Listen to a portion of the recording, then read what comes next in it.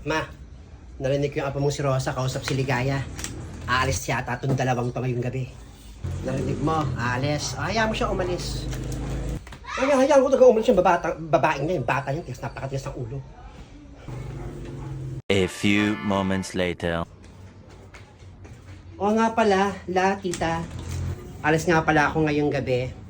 Isasama ako ni Ate Ligaya. Punta lang kami sa trabaho niya. Malay niyo naman, magustuhan ako ng mga customer niya doon, di ba? Ganun ba, Rosa? Alis ka. Ay, Francia, inihanda mo na ba yung pagkain ng pamangkin mo bago mo lang umalis? Sumama doon kay Ligaya. Pakainin mo na muna yan. Ay, opo man. Handa ako na yung pagkain ng babaeng yan. Nakapagluto na ako para sa kanya. Kakain na lang siya dun sa may lamesa. Kainin mo na lang yun doon. Inihanda ako para sa'yo. Kumain ka na muna doon. Naganda yung tita mo ng pagkain. Para sa'yo yun. Kunin ko lang po. Ano nilagyan mo sa pagkain? Ano pa ma? Nilagyan ko ng pampatulog para pagkain niya. Makatulog siya, hindi siya makalis. Tama yun. Para pag nakatulog, hilahin mo. Itali mo. Nang hindi makawala. Nang hindi makaalis. O may mapahamak pa yan kay Ligaya. Tama ma. O pag napahamak pa yung bata yan, tayo pa yung sisihin ng nanay at tatay niya. Tigas ng ulo, pakatigas ng mukha.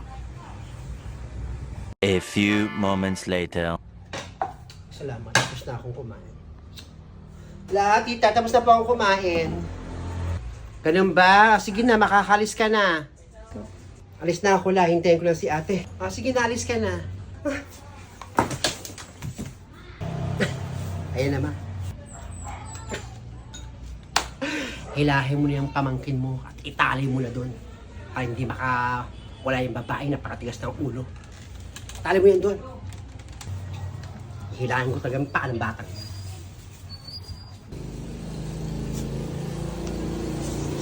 Meanwhile.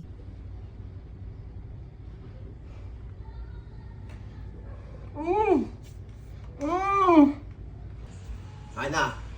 Deserve mo yan. Hindi ka marunong makinig sa amin ng lola mo. Ipapahamak mo pa kami? Kasama ka pa dun sa babaeng si Ligaya? Kung makasama ka. Buti nga yan sa'yo, diyan ka lang, nakatali ka. Hindi ka makakawala, diyan ka lang.